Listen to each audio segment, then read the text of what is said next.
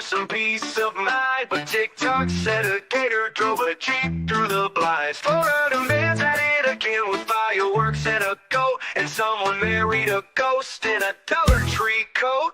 Hey, what in the Walmart rapture is going on? Aliens dancing in a Waffle House song.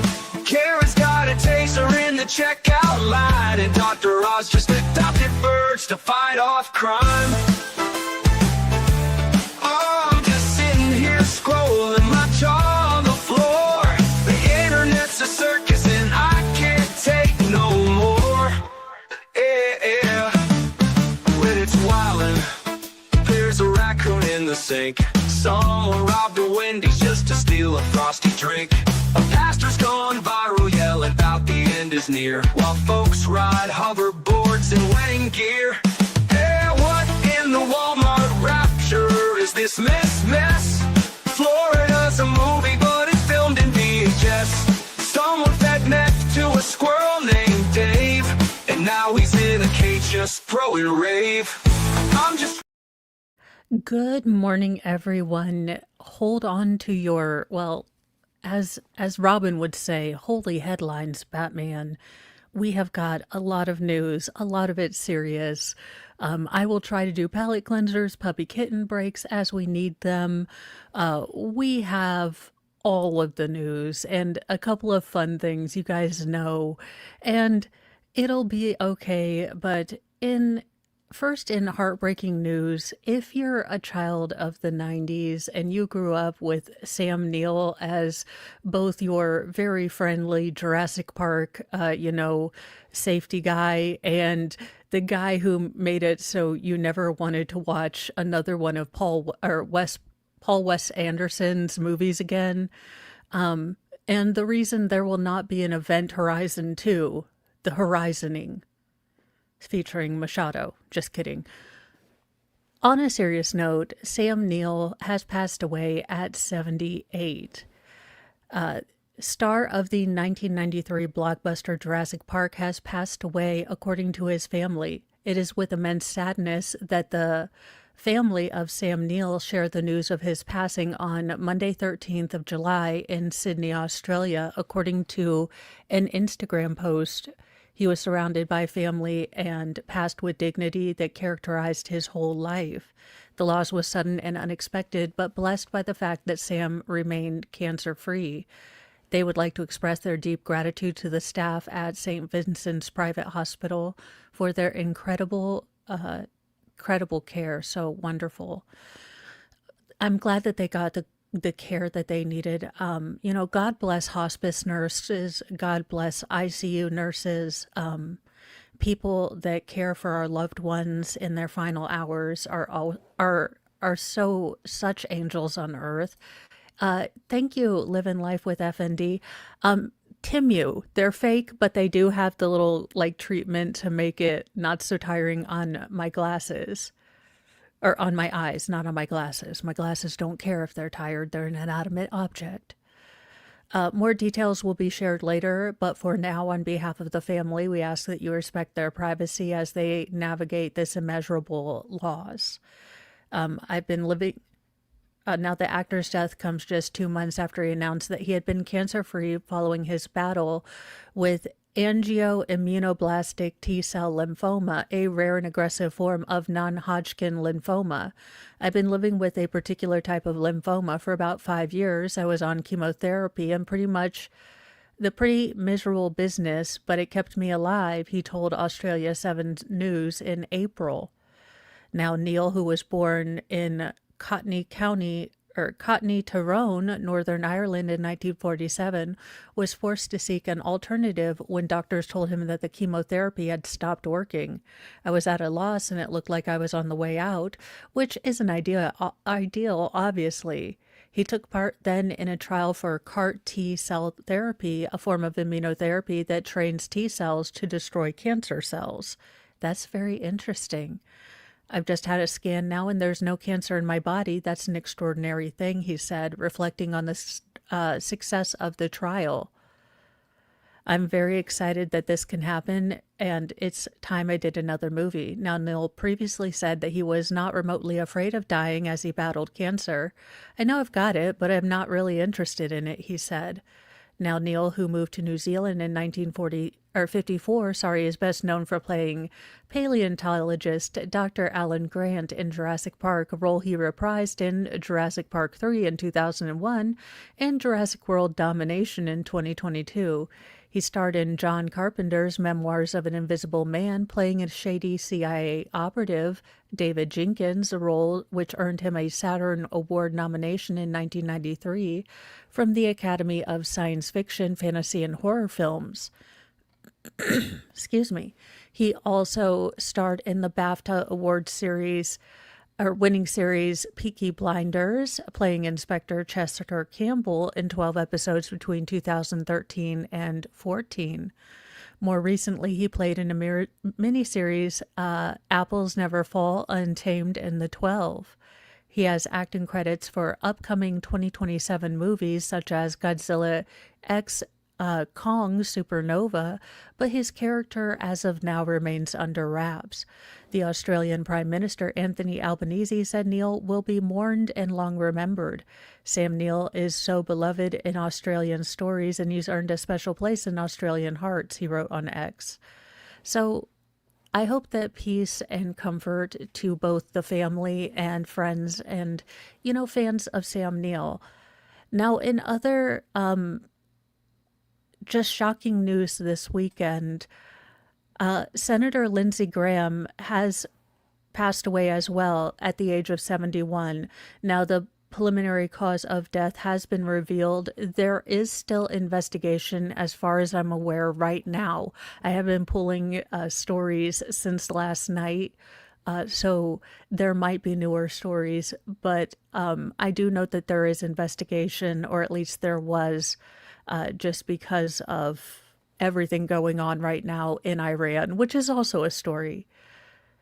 Now, Senator Lindsey Graham appeared to have died, or at least appears to have died, from the preliminary reports. No, I just want this to pause. Thank you.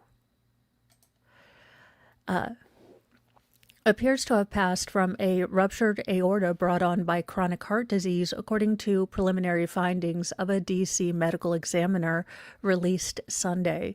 Now, an initial investigation found the 71-year-old senator from South Carolina passed away from aortic dissection due to aortosclerotic cardiovascular disease, according to findings which were released by the senator's office. Now, the rare condition involves a tear in the body's main artery. It mostly affects older men, according to the Mayo Clinic. Good morning, Christine. Hope you're having a great day and had a good weekend. The death certificate will be pending until all toxicological and microscopic testing are finalized, and at the point the death certificate will be updated to reflect the cause of death and appropriately classify the manner of death, the medical examiner's office said in its initial statement. And, oh, Granny Smith, I'm so sorry. Your husband had a heart attack last Tuesday. Good night, nurse. Well, I hope he is getting the rest and care that he needs, and you take care of yourself too. Being a caregiver is hard work, and worrying about your loved ones is also hard work. So you both take care of yourself. Kindly accept help if people offer. I know it's one of the hardest things to do, but if you need anything, please accept help, because if there's anything we can do, let us know, beyond thoughts and prayers. So, guys, if you guys are of the thoughts and prayers variety, whether, God, big G, little g, universe, spaghetti monster, I'm not here to tell you how to pray, but if you do, Granny Smith and her husband could use some thoughts and prayers. Now, Graham's family does have a history of heart disease, and his father, Florence James Graham, passed away of a heart attack in his late 60s. Now, emergency officials responded to Graham's Capitol Hill home around 8:30 p.m. when they received a report about an individual suffering from chest pains, according to scanner reports. Now, medics performed CPR, and he was rushed to George Washington University Hospital, where he was later pronounced deceased. On the evening of Saturday, July 11th, U.S. Senator Lindsey Graham passed away from a brief and sudden illness. And welcome, Anima Rumpure. Over on the Rumble side, we are over there. Senators Graham's family appreciate prayers at this time, but ask for privacy during this incredibly difficult period. And look, I know it's the fashion. If you dislike someone of their politics, you do everything. And look, I'm not a hypocrite. Y'all know I am buying a cupcake when Kevin Spacey shuffles off this mortal coil. I do not celebrate most people's shuffling off the mortal coil. But him and a couple other evil people, I'm buying a cupcake. But for everyone else, can we just let the family mourn? If you have a hot take, if you didn't like Lindsey Graham, what happened to if you have nothing nice to say it to me, but not in public? I do not know. But this is incredibly sad news for his for his family and, his supporters. And yeah, he was a politician, but he was also a human being. So doggone it. Now, in related news, because as we learn this news about Lindsey Graham, it has become glaringly obvious that we have misplaced a senator. Now, Mitch McConnell has apparently broken his silence from being missing and God knows where to say that he's perfectly okay. Now, I am by no means an Alex Jonesian, but, and look, I am all about being respectful to our elders, but does this man look like the man you want to decide whether we go to, I don't know, WW3 or not? Could we get someone that's not a septuagenarian in? Could we get someone in their early 60s, a young chicken, if you will? For the love of Cheetos. Again, glad he's okay. Wish no ill will upon him. But doggone it, retire. Enjoy your family. Stop screwing Americans. You have a long history of it. You and all politicians. You can rest on your legacy of taking it out on the common man. Senator Mitch McConnell on Sunday has broken his silence on his hospital stay with a statement issued by his office, not his hospice, allegedly in Minecraft, and that was a Freudian slip, claiming he fell but didn't suffer a stroke or heart attack. It included a photo of the politician smiling. That's a smile? Again, not to be mean, but that doesn't look like a smile. The man's eyes aren't focused. And again, I say this as a person who respects and wants this man to spend time. That time is precious. Time is so finite. And, no one ever put on, I know it's cliche, but no one ever put on their tombstone, dang it, I wish I spent more time fundraising for the Republican Party. Well, I mean, maybe Mitch would. But still, I want you to stay home. I want you to enjoy your family. I want you to have a lovely, lovely time that you have left for the love of Cheetos. And yet I'm the a-hole. Now, the 84-year-old Kentucky Republican who was hospitalized on June 14th during what dispatchers suspected was a cardiac event released a statement the day after Senator Lindsey Graham suddenly died of heart issues following weeks of relative radio silence in which people were kind of wondering if he was, no longer with us. Allegedly deceased, allegedly in Minecraft. We were all wondering, wherefore art thou, Mitch? Now, the Kentucky politician suffered minor injuries in his fall, but then contracted pneumonia, which complicated his health, according to statements. Now, the doctors have confirmed that I didn't break any bones or suffer a concussion. I didn't have a heart attack or a stroke. I don't have any tumors or hemorrhages, McConnell said in a statement. I was briefly unconscious and taken to the hospital. While receiving excellent care over the past several weeks, I've also had to deal with a mild case of pneumonia. Again, perhaps if you're so old that your body cannot fight off both a virus and broken bones, and I mean this with no disrespect, but can you let some of the younger olds deal with this? Do we have a young, fresh spring chicken in their late 50s, early 60s that could possibly step forward? Daggone.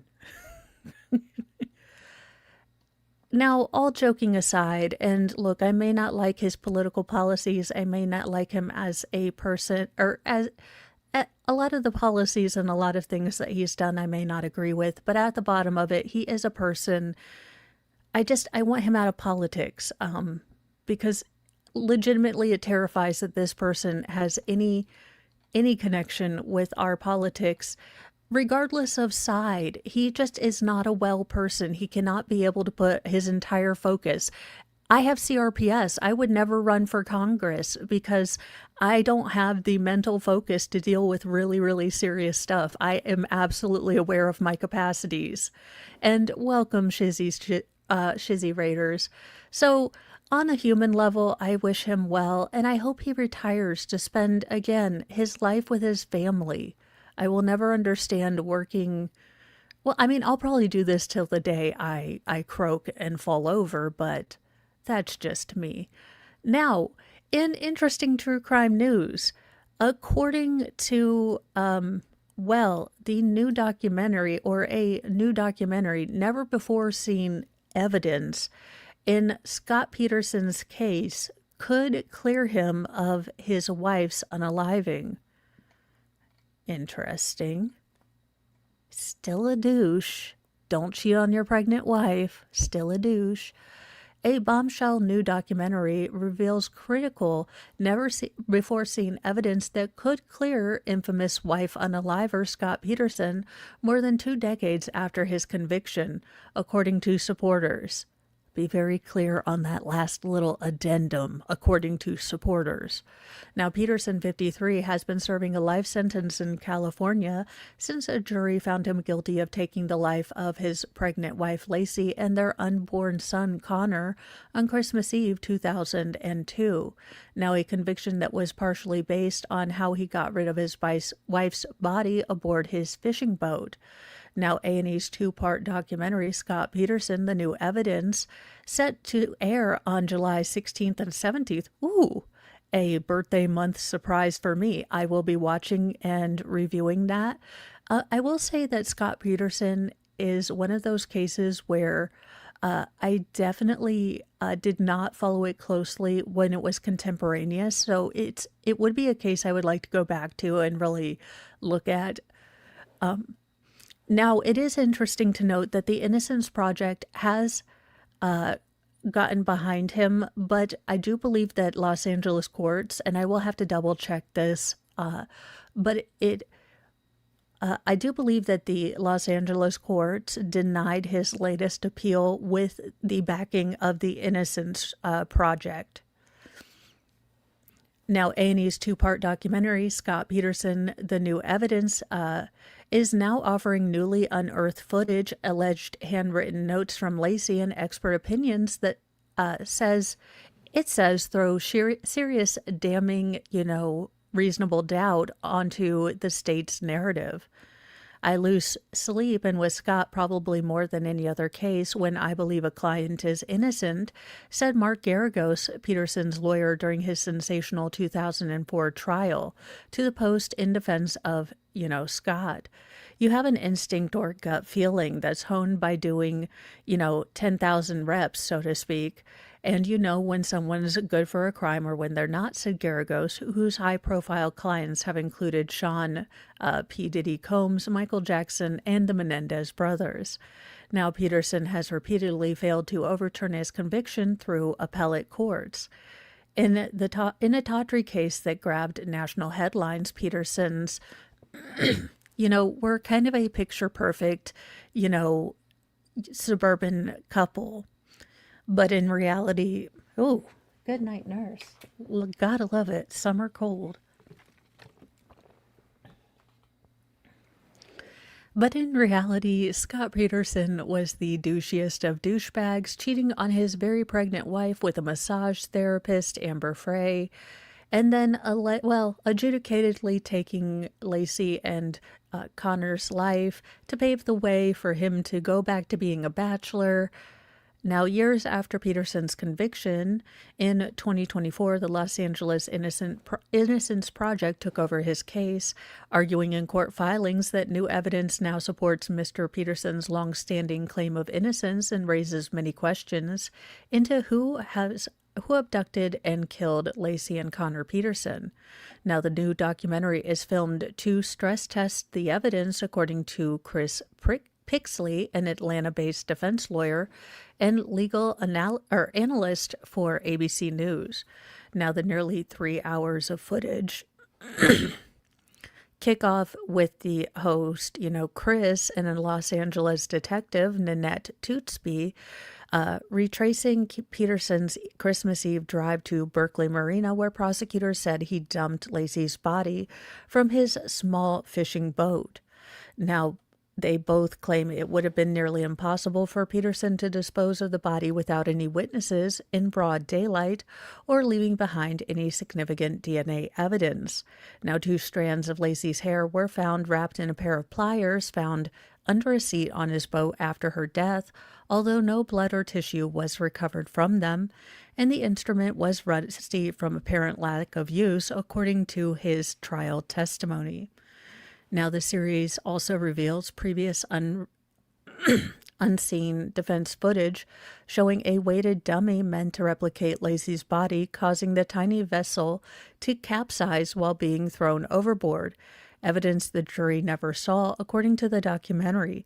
Now, if true, it would be interesting to see, because this has been a premise that has kind of been, set in stone for a while in true crime, so I'd be willing to see it. I'm always willing to have an open mind, but not an empty mind. There's a difference. It also highlights handwritten notes allegedly written by Lacey that suggest she knew about Peterson's purchasing of the fishing boat, undercutting the prosecution's claim that he had secretly bought it to carry out the killing. Now, experts featured in the series also challenged the title and win analysis that was presented at the trial, claiming that Lacey's body would not have washed up where investigators found it if Peterson had dumped it where he was fishing.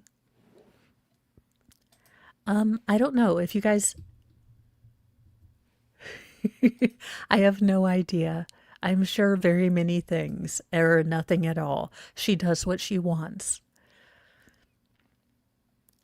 Now, advances in fetal biometric science also suggest that Lacey and Connor could have died later than December 24th, according to experts, and LAIP, a timeline that will cast doubt on the state's theory that Peterson killed them that day.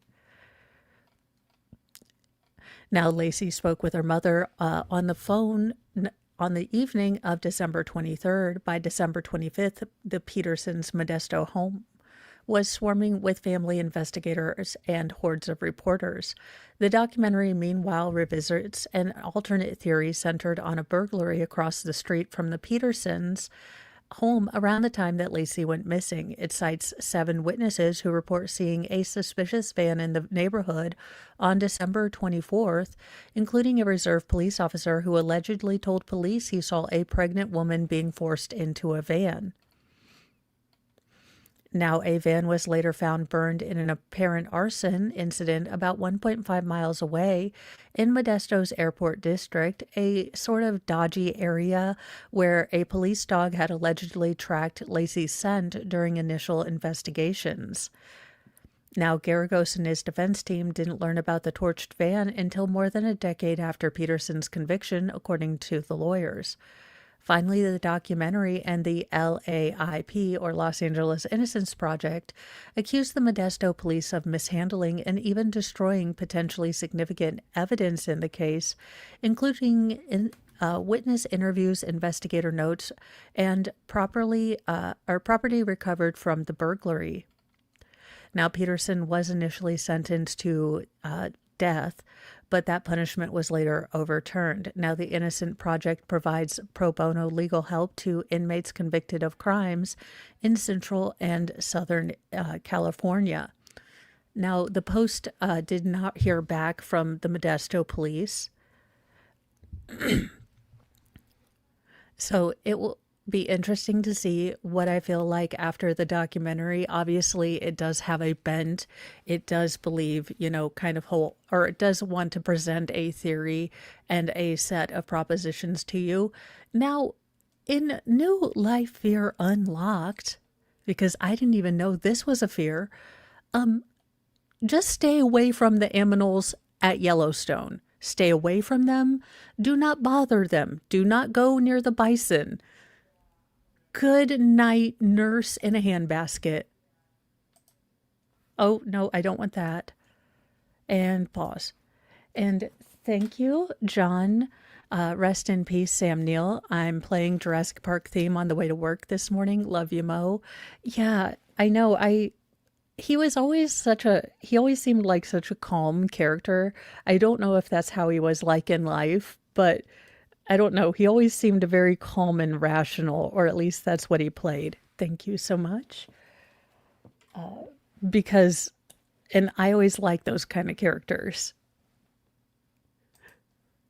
Now, a massive bull basically tossed a Yellowstone tourist like a rag doll. Stay away from the bison. A massive bull bison tossed a tourist into the air, seriously injuring him in a heart-pounding caught-on-camera attack at Yellowstone National Park in Wyoming. Now, video footage shows an unidentified man being thrown at least 8 feet in the air like a rag doll while the wild bison rages at Bridge Bay Campground on Friday. Now, the tourist was walking with his grandson when the herbivore attacked. Now, the video shows the man running around a copse of pines to try to escape the bull, which was giving itself a dust bath just moments earlier.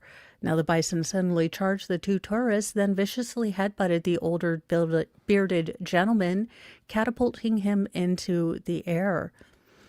Quote, I was just trying to get some dramatic footage of the bison having a fit. It changed my idea of what to do and expect from these guys at this time of year because I would not have predicted that happening. Montana-based photographer Mike McLeod, who took the photos, told Cowboy State Daily. The bison, started walking through the campground. He was coming to this group of kids who were taking pictures on their cell phones from a good distance away. Then the buffalo charged these kids. Now, a photographer stepped in to try to scare off the animal.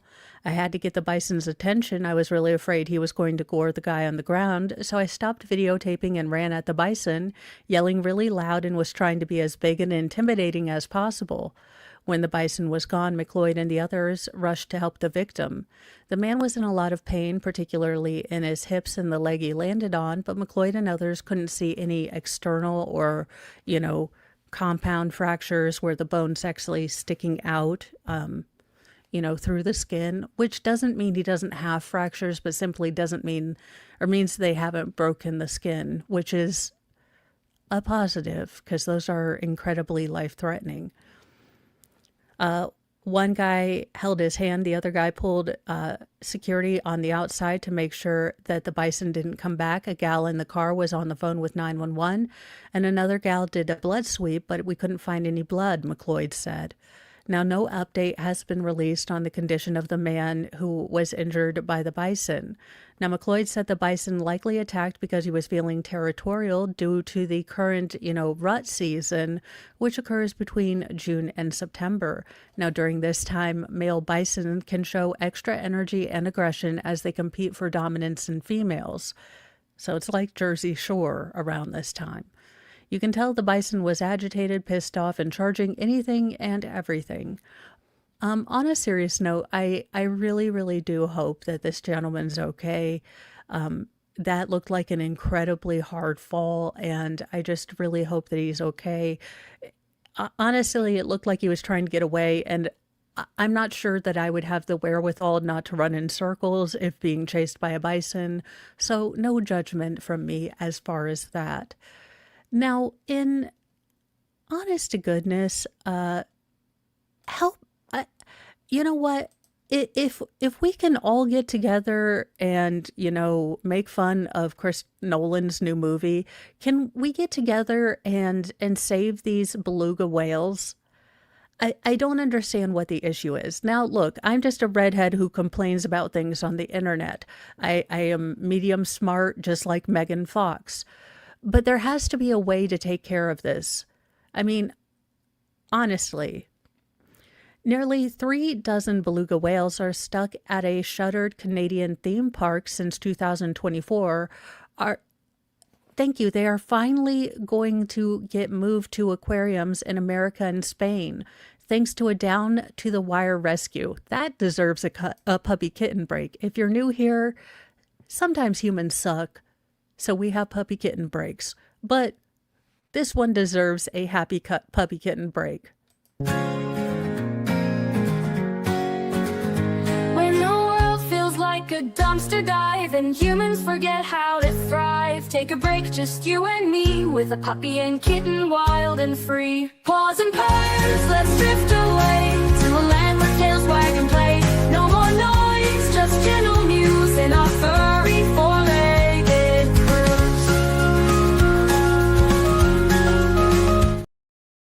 And I get the added benefit of making you look at a cat butt.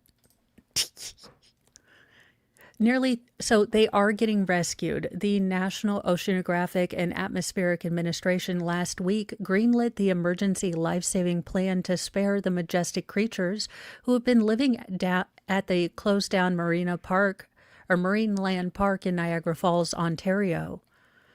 The park said in October that it would be forced to unalive the whales if a transfer wasn't approved, according to the Canadian Broadcasting. Canada, what is up with you trying to unalive animals? First the ostriches, now the belugas. Seriously, Canada, you were supposed to be nice, although your geese suck balls. Like, can we name them asshole geese instead of Canadian geese? I feel like they are the worst advertisement for Canada ever. Again, my friends to the north, if you would like to retain the Canadian geese, I think that they're giving you a bad rap. Also, they poop all over my neighborhood. My neighborhood turns into 90%, Canadian geese poo, in the winter or in the fall. So, I'm just saying, could we possibly just rename them a-hole geese? Because they're mean as hell. They are. Now, 20 whales ended up not alive at the park since 2019, according to data obtained by the Canadian press. The rescue effort will take several weeks to mobilize and complete, and the comfort and safety of the whales will remain the utmost importance at a rep for the American Aquarium Consortium, an organization that is involved in this undertaking. Now, the current plan is to split the belugas up between 5 accredited aquariums, with 28 headed to 4 USA locations: the Georgia Aquarium in Atlanta, the Shed Aquarium in Chicago, and 2 SeaWorlds, one in San Diego and one in San Antonio. Now, the other 2 whales will be sent to the Oceanographic Valencia in Spain, according to the outlet.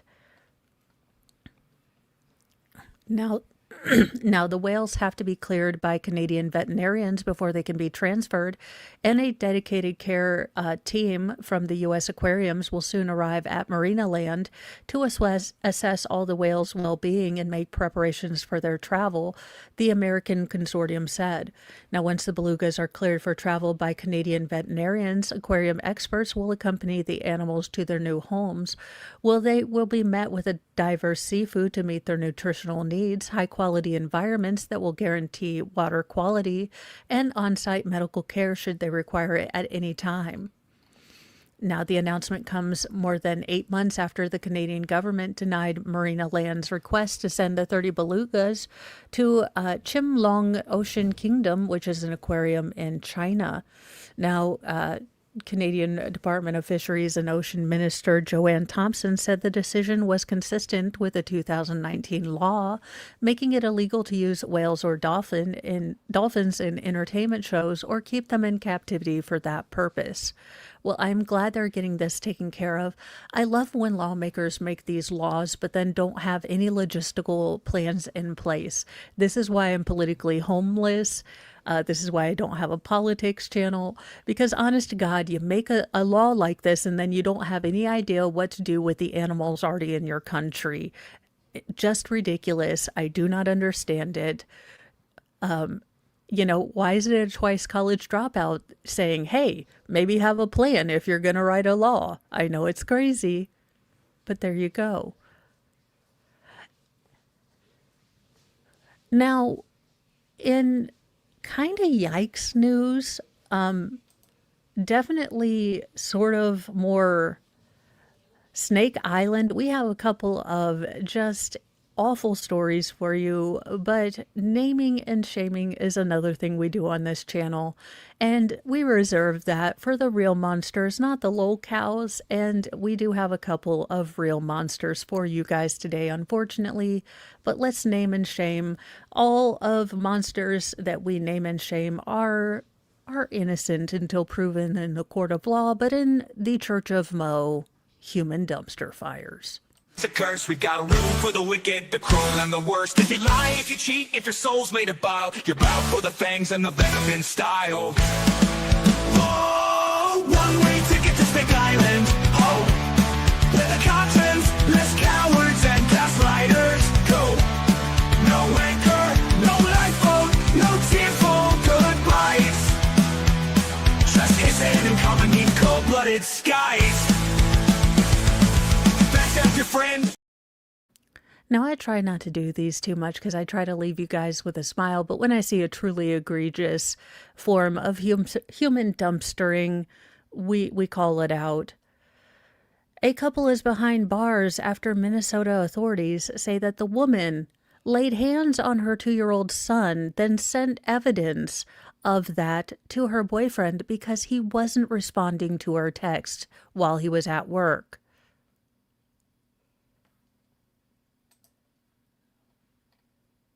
I swear to goodness, are you kidding me? Are you kidding me? I don't know who needs to hear this, but no.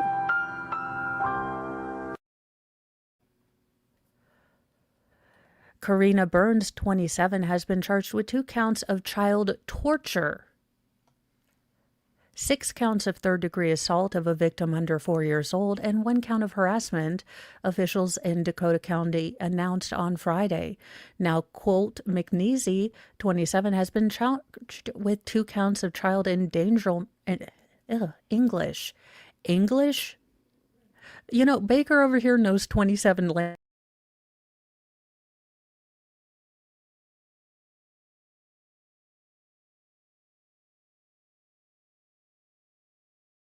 And I barely know American.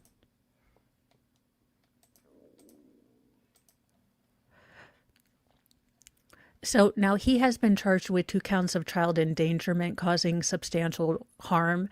Now, given what I know about these types of cases, he probably did not get immediate care for the child upon immediately getting these pictures, or call the police or get any attention for the child is usually how those child endangerment charges come to be. But I will try to keep an update on this case to get more details. Now, on June 4th, someone asked the Burnsville Police Department to do a welfare check on a residence involving a child. Now, authorities said that the reporting party provided officers with photographs of the child showing bruises all over his tiny body. Now, Burnsville is in the Minneapolis metropolitan area, located about 15 miles south of the Twin Cities. Now, officers arrived at the couple's home to find that, quote, the child had stitches on his forehead and a significant number of bruises all over his body, according to the press release. Now, the toddler also had extensive bruising across his back, stomach, side, arms, legs, and face, and neither of the two parents were able to provide officers with a plausible sort of explanation as to how these could have all been an accident. Now, the toddler was taken away from the Burns's in McNeese's custody as 72-hour health and welfare hold was initiated. When the toddler was brought to the hospital, the pediatrician concluded that the bruising was consistent with non-accidental reasons, or CA, and noted there were a few bruises in areas where toddlers commonly sustain accidental injuries, such as the shins and knees. Now, investigators spoke with both parents. According to the Dakota County authorities, Burns minimized the extent of the child's injuries, and both parents denied ever hurting him, though McNeese did admit to both lightly spanking him. Now, neighbors and other people close to the family were also interviewed and apparently had more to say. Many revealed that they heard a consistent level of chaos coming from behind the door, authorities say, noting that there was a history of welfare checks to the home because of a female and a child screaming. Now, investigators did obtain a search warrant for the parents' cell phones, where they found more than 100,000 text messages between the couple, including videos and photos. The text message exchanges show that while McNeese was at work, Burns became angry when McNeese did not respond to her calls or messages, authorities said. And in apparent retaliation, Burns directed her anger toward the child, repeatedly laying hands on the child and threatening to unalive the child. I just will never in my life. You know, there are so many people that pray to have children and pray for the miracle of having children. And I joke about my kids being feral, but each and every one of them are lights in my life. And if I only had just one of them, I would be rich beyond measure. And there are so many people that pray every month that they're going to get that positive sign, that this is going to be a sticky little bean, that this is going to be their rainbow baby. And people will get this miracle of a child, an innocent child in their life, and then just squander it like this. It pisses me off to no end. I do not get it. If I had one superpower, if I had one wish in the world, just one, and, you know, I would wish that every child was safe. That's all I'd wish. Because honestly, I probably don't need access to all the Sailor Moon gobbledygook. But if I could have one wish around the world, it would be that children would be safe. That would be it. Now, Burns would then send McNeese the photo and video of the child upset, crying, and injured, documenting the abuse as it occurred. Now, there were reportedly at least 11 instances between May 2024 and April 2025 when Burns would text McNeese about physically hurting the child.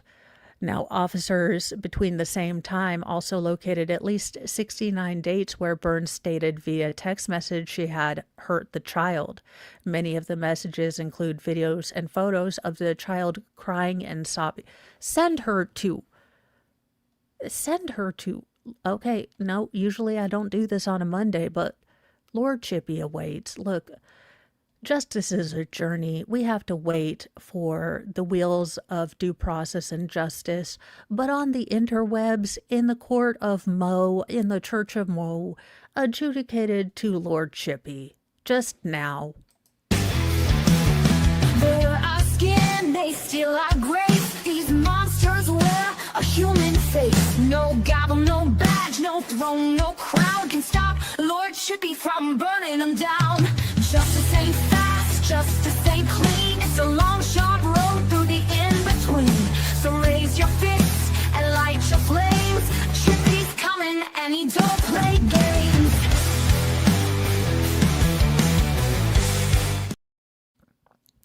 Now, it does look like Dakota County Attorney, they are taking this very seriously.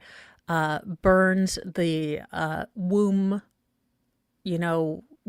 haver, is being held with $500,000 bail, and McNeese's bail has been set at $140,000. Now, Burns is scheduled to appear on the 15th, and McNeese is scheduled to appear on August 5th. So hopefully I will be able to give you guys an update about that at least, because doggone it, there are just some things that need to be named and shamed. Now, in other true crime news, because that's why you come here, now, this is interesting. I know that a lot of us have always considered kind of the John Bonet.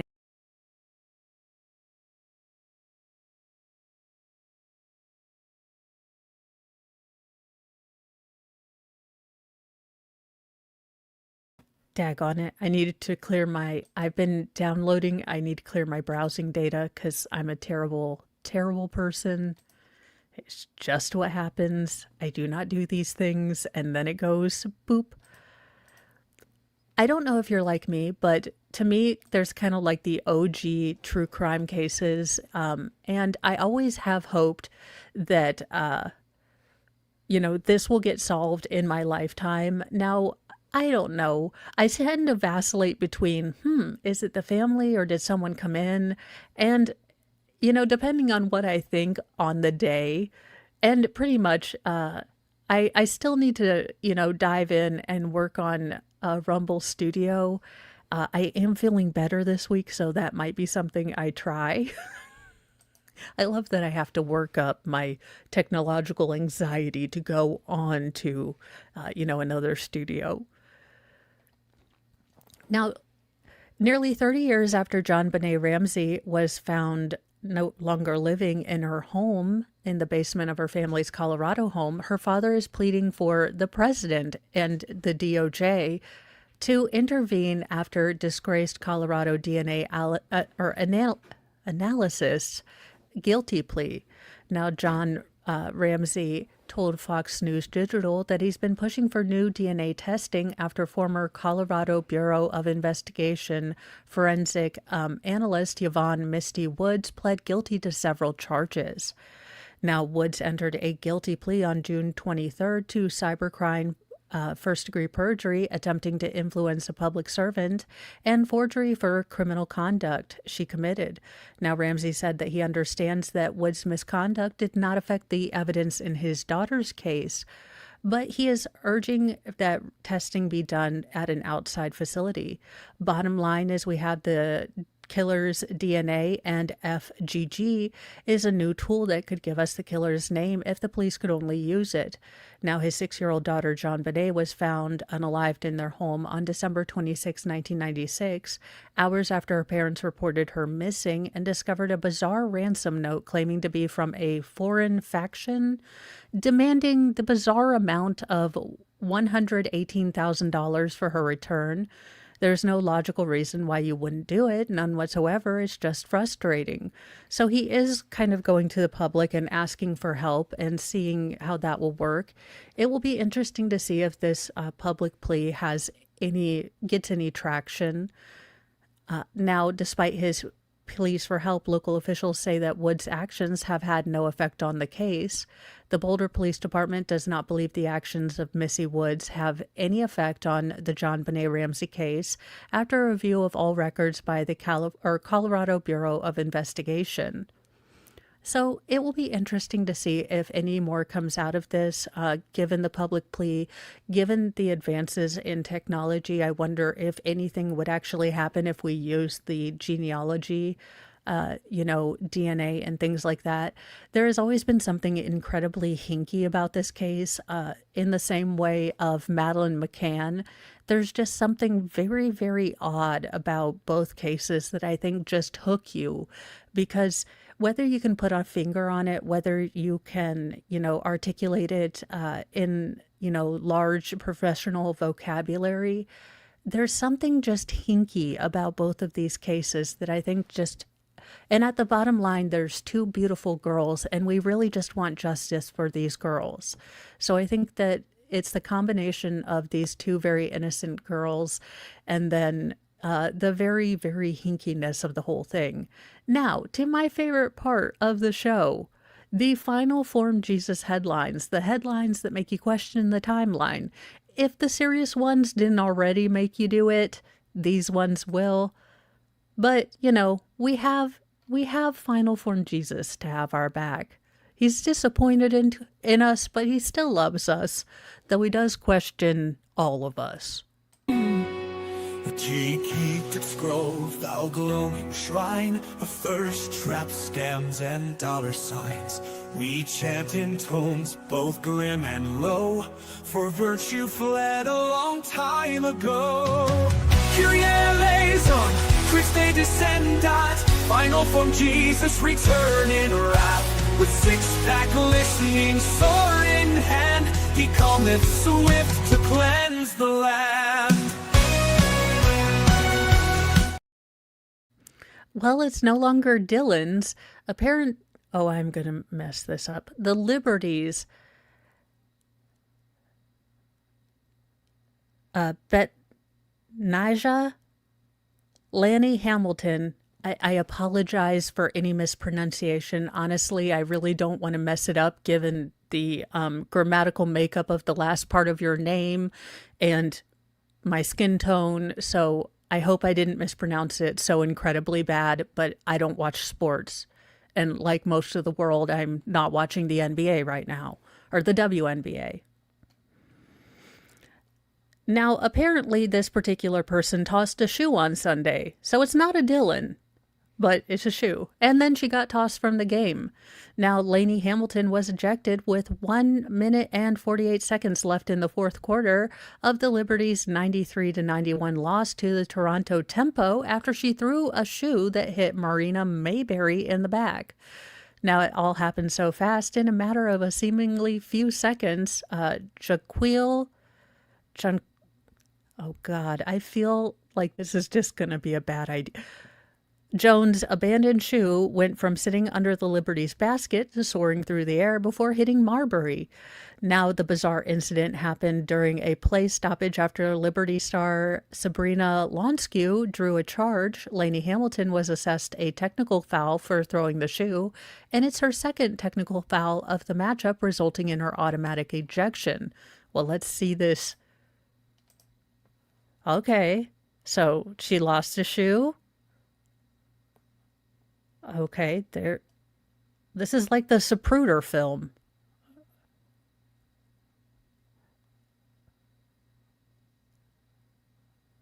All right, well, I mean, I guess that's one way.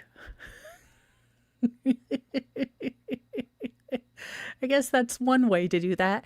And I know it was up here. So it is big in the UK, and I am waiting for more news. There was another death over the weekend that was highly, politically important. And Widdicombe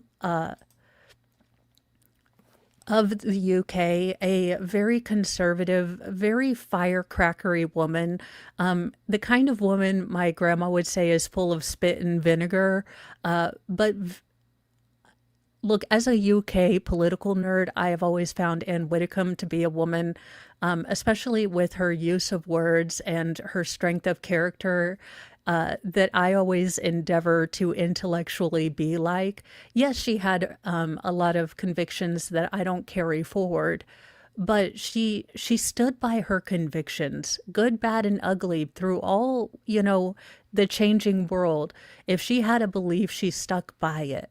And, we're losing a lot of these politicians who actually stood for something, who said, you may like me, lump me, or, what have you, but I will stand on my convictions. Now, at first it was reported as a death, and then unfortunately there were signs that she was bludgeoned, and that this was a homicide.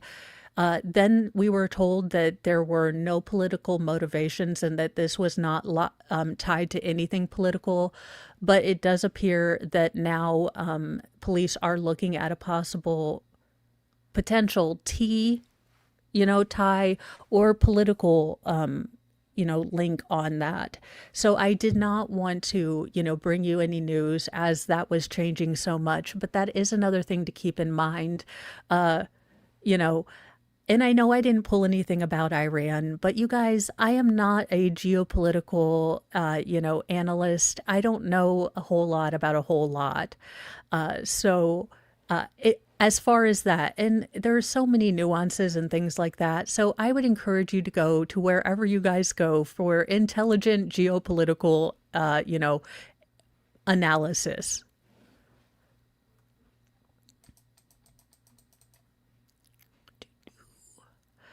Well, I didn't know he was still alive. I feel terrible, but I didn't know Kim Kardashian's first ex-husband, second ex-husband, kind of unclear about.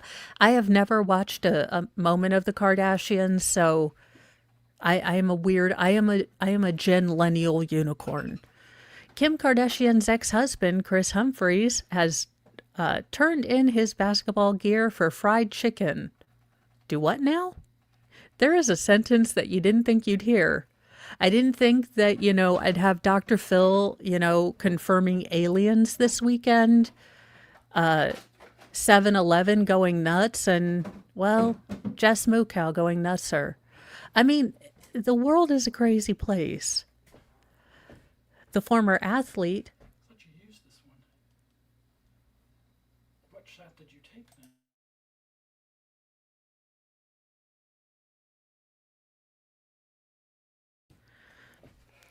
then? Who was married to the reality star for 72 days in 2011, changed his life outside of the limelight since retiring from the NBA in 2017, and now runs multiple Dave's Hot Chicken franchises in Minnesota.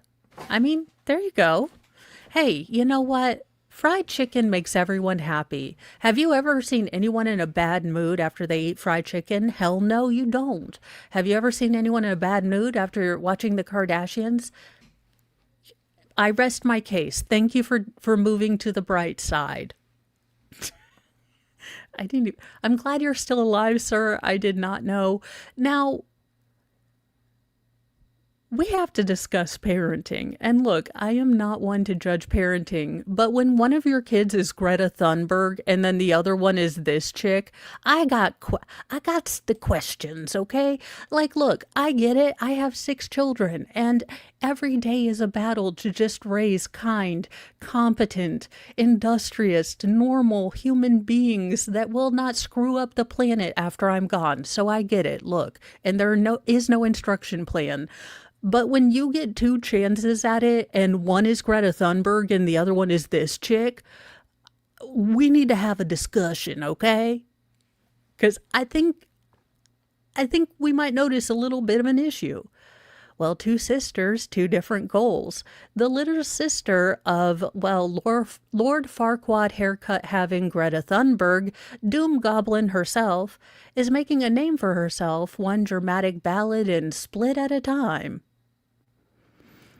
In a recent virtual chat with Interview Magazine, Beata Mona Lisa, aka Bay, yes, that's her real name. I was born with it. My grandma Mona and my great grandma Lisa, she explained to the outlet, proved she's not living in the shadows of her older by 3 years sister.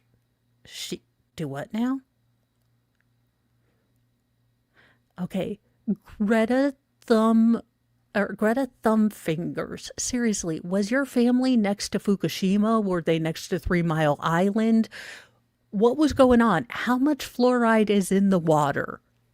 I feel like we need Alex Jones and, oh gosh. Oh, what is his name? I'm just asking questions. Jesse Ventura. I feel like we need the entire conspiracy sphere to be on this. Tucker Carlson, Candace Owens, stop being crazy. Discuss this. There has to be something crisp or wrong with this, okay? Yikes. Now, the talented 20-year-old who is self-trained has the singing chops of a jazz singer twice her age.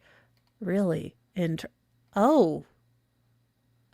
Is her boobsicle fallen out here?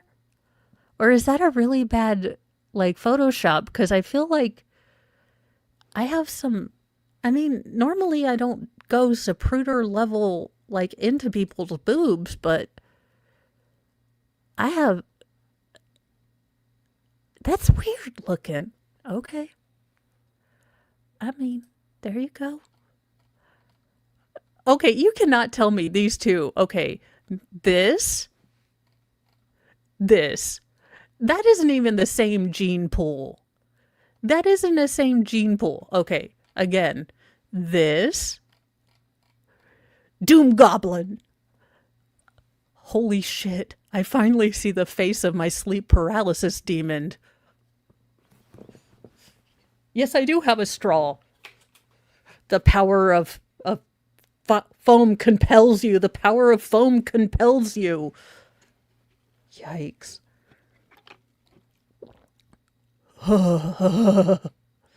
Well, that sobered us up real quick, didn't it?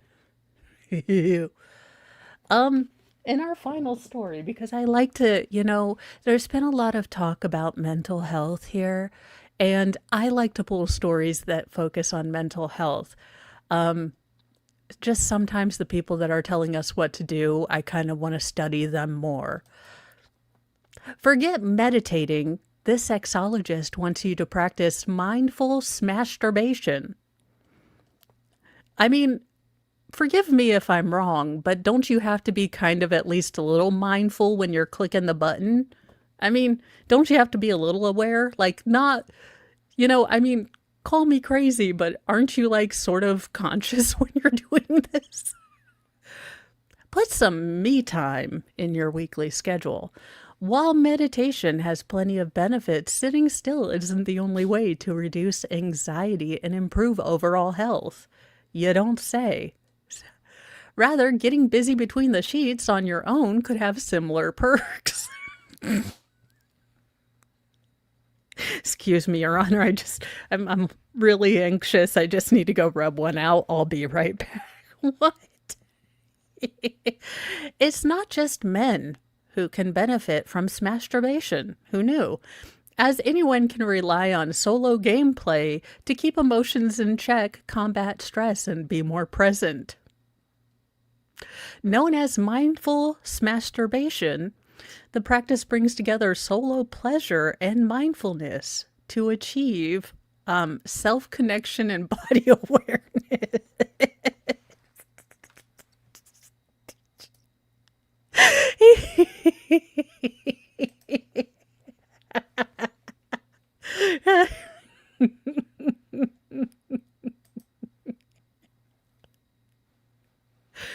Now, this particular type of ancient practice can reap mental, emotional, and physical benefits. Mindful masturbation is an empowering approach to sexual curiosity and exploration, and can be an effective means to stop approaching masturbation as something to be rushed or routine. Roundtree, a filmmaker behind the award-winning Shush.com, said, "Now, the benefits of this mindfulness are varied, with many being the same or, similar as other solo fun. If you've ever felt relaxed after a session, adding in mindfulness can strengthen that feeling." Quote, "Engaging in mindful, smashing can help ease stress over time." Can you legit see your doctor just going, "Okay, I recommend you have 2 to 3 O's a day. I'm not going to, like Pure Romance has this." Can you just see your doctor, instead of prescribing Prozac anymore, he's just going to be handing out Pure Romance catalogs? I'm kind of here for it. I think the Victorians had the right idea with, hysteria amongst women. Now, it also releases calming hormones such as oxytocin, which the body releases in response to physical touch, and can bring about deep relaxation and even better sleep. While getting busy by yourself may not seem as emotionally beneficial as partner fun, Roundtree says that mindful masturbation can help you slow down and reconnect with yourself. Oh God, when you're too tired to even sleep with yourself, when you're like, "Self, you know what? We could either have fun with us or we could take a nap." And you're like, you know what, self, I love you, I do, but I'm going to take a nap. Oh, Lord, I'm so disconnected from me. I just want to take a nap. You learn to listen, she explained. You notice what feels good and what doesn't, and what changes your mood and what helps you relax into, your happy spot. Being intentional about solo sessions. I can just see Mr. Mo. Mr. Mo, I need 10 minutes. Why? I have to intentionally masturbate so I can be super nice to you. But I'm right here, says Mr. Mo. No, they said no partners allowed. This is the only way I'm going to get the oxytocins. Do you want me to be a bitch or not? Seems really weird.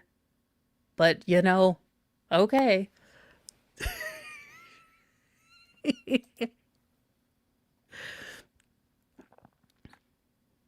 Now, opt for a private time in a comfortable place, i.e. not the bus stop or a Walmart, where you can truly decompress with anything that supports comfort. Whole lot of booze.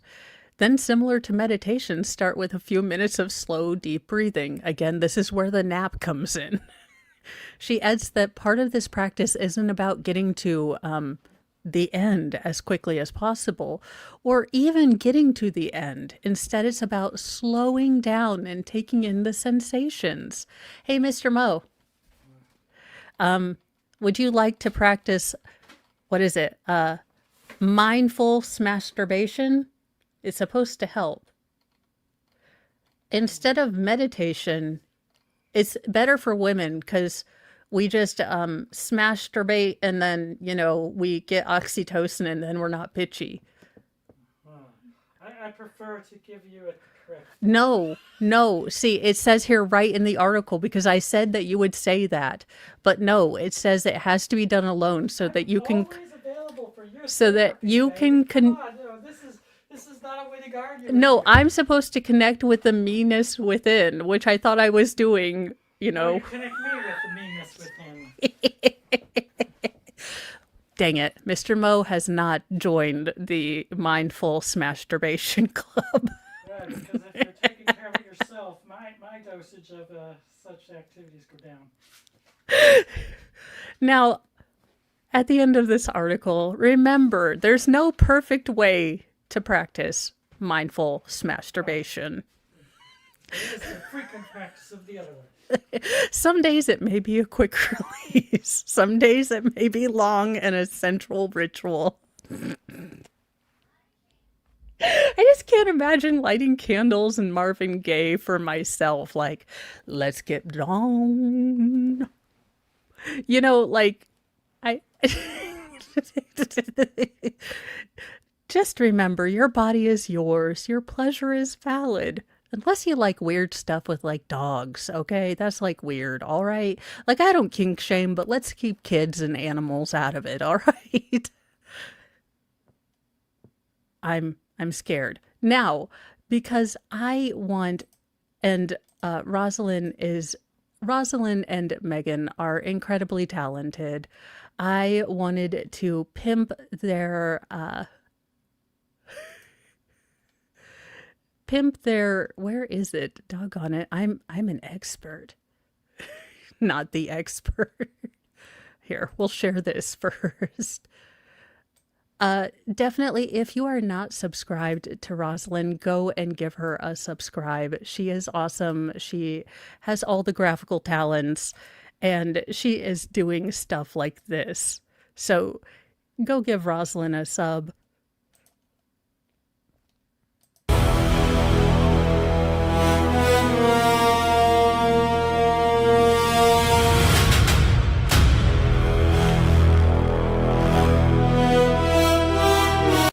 How does she do this stuff? This is amazing. This is amazing. I will never understand people that cannot shout out and pump up other people. This is a skill I would never in my life understand how to even possibly do. And Rosalind can do it. And so I pump her up as the awesome, like, graphical goddess she is. And that's what we should be doing on this on these YouTube streets.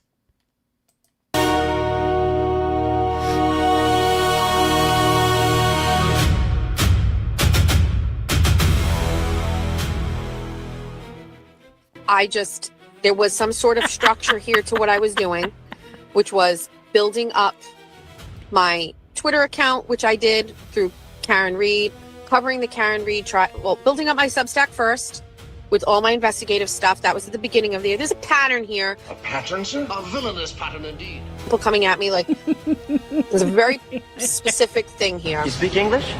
Build the Substack and get the subscribers to follow the Substack, follow Karen Reed. I've just got to relax and write it out. And build up the Twitter account, and then start a YouTube channel and partake in drama so that I can get people over here so they can listen to me when I have something to say. What is going on with you and Broken Baker? You know what? I'm not even going to, let's just ask it right now. What is going on with you and him? I need to know about, number one, is Broken Baker married? Did you have a sexting back and forth with him at all at any point? Okay, go to Rosalind's channel, but because I know, look, I am not above. Look, I dabble in the drama, but latest from Megan Fox, medium smart Megan Fox, and the second journalist, according to our favorite whole milk goddess, also sweetheart. I think I'm in love with Jolene now. She said my name. So now you'll have to fight to get my affection. Pistachio made with whole milk.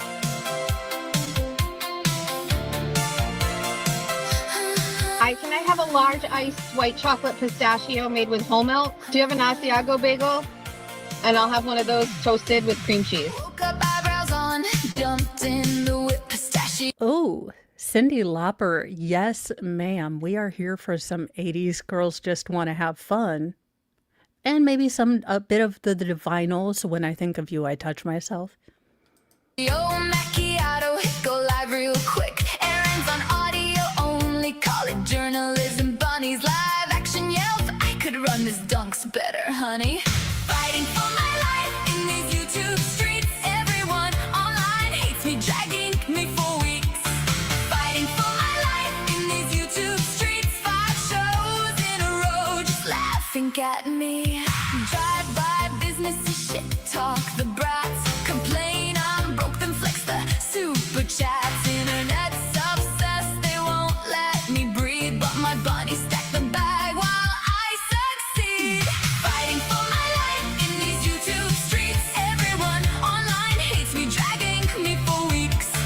Fighting for my life in these. Okay, now for those of you who know the deeper Machado lore, what precipitated or prompted the underpants shoot?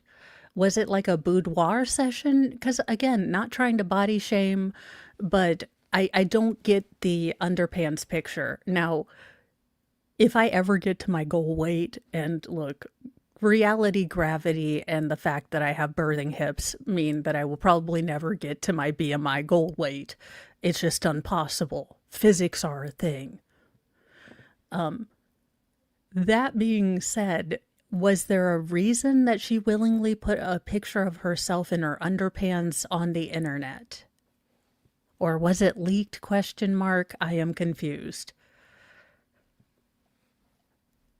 YouTube streets, I'm the best, I'm so brash. Everyone else is trash. Pistachio in hand, camera on the dash. Queen of the car cam, making that cash. Hi, welcome to Society. What can I get for you? Oh, hi. Can I do a large white chocolate pistachio iced with whole milk? I don't know. Like, I don't know anybody else doing what I do. We're getting a white chocolate pistachio with ease. In these YouTube streets, hey. You know, I would like to be as confident about any of my life choices as she is. Now, you all know I have an irreverent sense of humor, and look, I didn't always like the man, but, and this is completely irreverent, Look, I just wanted to share this with you guys.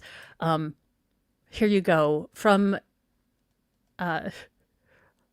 chat music, Osama bin shredding.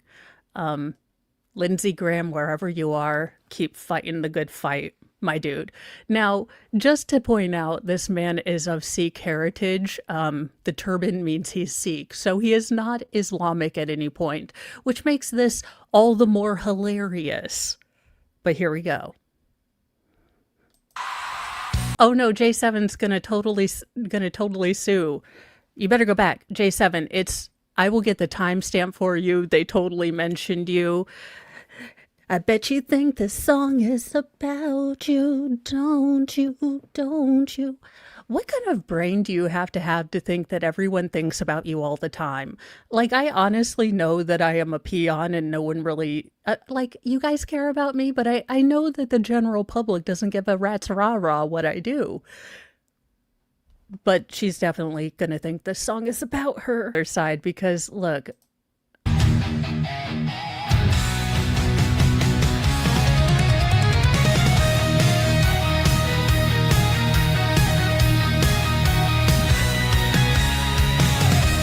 And honest to God, they look like they're having fun. So I don't really care. You know, some women love the big teddy bear look, and these guys look like they give awesome hugs, and they look like they're having a blast. So I 20-ton pilots, system of a pound, slim nut macaroon 5. Van inhaling all the food, the diabetes, Metallica, Hamstein. OECD cigarettes after snacks, 30 seconds to the buffet. Led Zeppelin, Lincoln, Park, Stevie wonders if he'll see his next birthday. Oh, that's mean. Oh, Toast Malone. Post Malone featuring Doja Fat and Nicki Minaj. Imagine donuts. Another one bites the crust. Suns and roses. Fleetwood mac and cheese.